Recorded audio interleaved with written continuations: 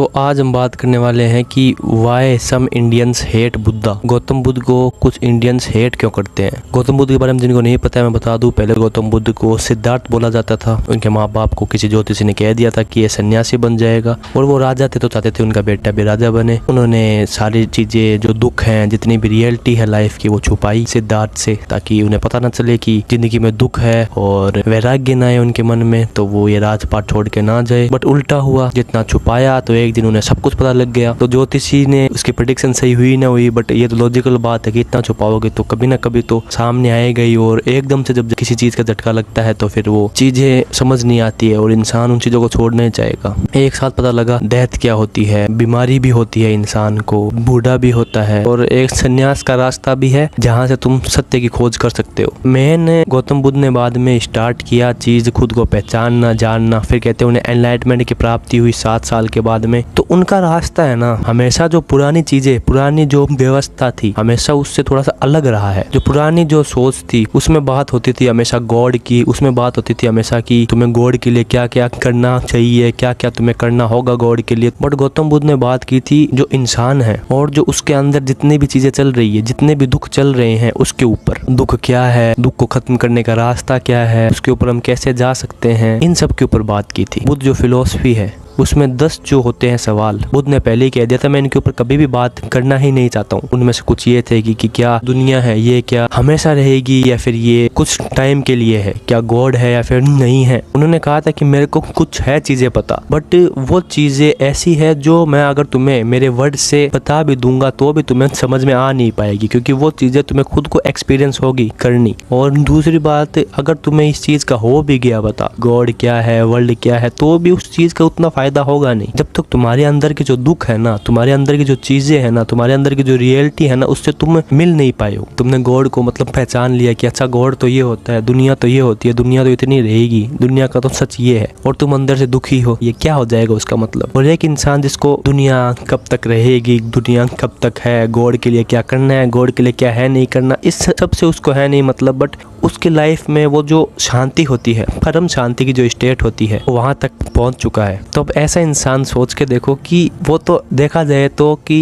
Indirectly God से मिल चुका ही है, क्योंकि जो इंसान परम शांति एनलाइटमेंट के स्टेट में है, जो एकदम जागरूक इंसान है, वो तो अंदर ही उसने परमात्मा से मिल लिया है वो तो हाँ, उनके ऊपर अब इंडियंस क्यों नहीं करते कुछ पसंद बुद्ध को देखा जाए तो, क्योंकि पहली बात तो सही से इन्फॉर्मेशन है नहीं। जो इन्फॉर्मेशन सही से देनी चाहिए थी, हमें बचपन से बुद्ध के बारे में बस थोड़ा बहुत कुछ चैप्टर्स आते थे स्टोरीज के रूप में, वो हमने पढ़ी थी और उसके बारे में ज्यादा हमारी बात नहीं होती है। उनकी जो फिलोसफी है, सोच है, वो क्या है उसके बारे में बात होती नहीं है। तुम उनके बारे में तभी जान पाओगे या तो तुमने BA में या फिर MA में फिलोसफी ली है, या फिर तुम में इतनी क्यूरियोसिटी है कि तुम्हें फिलोसफी पढ़नी है, लाइफ का ट्रुथ है। तो बाकी जो रहे हैं फिलोसफर्स, उन्होंने क्या क्या बात बोली है, तो तुम जैसे जैसे वो चीजें पढ़ते हो वैसे तुम्हें गौतम बुद्ध भी मिलते हैं और तुम्हें वहाँ पे तुम उनकी सोच, उनकी जो फिलोसफी है वो तुम देखते हो। तो ये 2 ही है रास्ते बस। हमारे इंडियन जो सिस्टम में अभी तक ऐसे ऐसे जो लीजेंड्स हुए हैं, फिलोसफर्स हुए हैं, वो हमें अर्ली एज में ही पता हो जाने चाहिए थे कि ये है। होता ही है जब इन्फॉर्मेशन है ही नहीं कि इंसान क्या, उसने मतलब क्या कहा था और क्या क्या चीजें हमें दी है, तो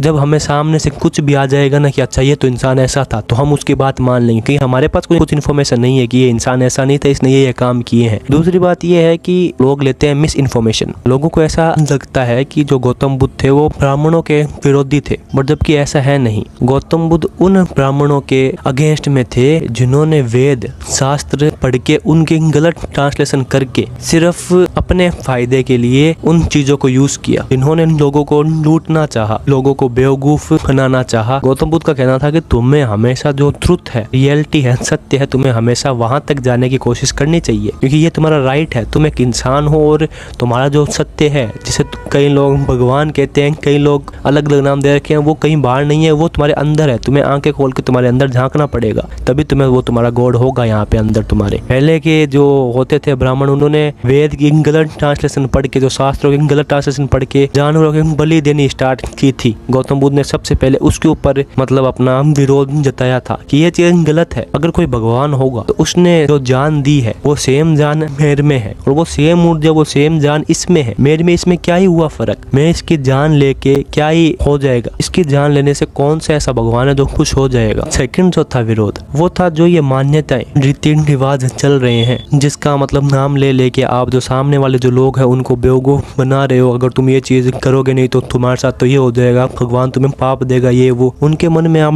डर डाल के उनसे ये सब चीजें करवा रहे हो और उन्हें इस चीज का ज्ञान भी नहीं दे रहे हो कि ये चीज क्या है क्या नहीं है, तो ये चीज भी गलत है। तो गौतम बुद्ध ने हमेशा जो चीजें इंसान को उसके सत्य से दूर लेके जा रही है उसका विरोध किया था। उनका विरोध कभी भी किसी मतलब कम्युनिटी से या फिर कभी भी किसी मतलब इंसान से था ही नहीं। इवन वो तो एक ऐसे थे इंसान, एक ऐसे टीचर, एक ऐसे फिलोसफर रहे हैं, ऐसे गुरु रहे हैं, एक ऐसे हमारे दोस्त रहे हैं, इंडिया के बेटे रहे हैं जिन्होंने सबसे पहले इंसानियत क्या होती है उसके ऊपर बात की। मतलब किसी की भी जान है नहीं लेनी, सब जो है मतलब एक है, मैं और तुम एक हो। आज जो ये विनलैंड सागा में हमने सीखा है आई हैव नो एनिमीज, ये बहुत पहले हमारे यहाँ पे इंडियन फिलोसफी में बात हो चुकी है गौतम बुद्ध के द्वारा, बट हमें है नहीं पता क्योंकि हमने कभी इन चीजों को पढ़ा नहीं, हमने कभी इन्फॉर्मेशन ली नहीं इस चीज के बारे में, हमें कैसे पता होगा। मेरी तुम्हारे से अर्ज यही है, तुम्हारे से रिक्वेस्ट यही है कि फिलोसफी को उठाओ और देखो, पढ़ो, ये तुम्हारी हिस्ट्री है, ये तुम्हारी सोच है। तुम आज बाहर के जो लोग पॉडकास्ट दे रहे हैं उनकी बातें लेके कान में ईयरफोन डाल के उनकी बातें सुनते हो, अच्छी बात है, हर किसी की बात सुनो, पर तुम्हारे पास इतना बड़ा खजाना पड़ा है, तुम्हारे पास जब इंडियन फिलोसफर्स हैं इतने सारे,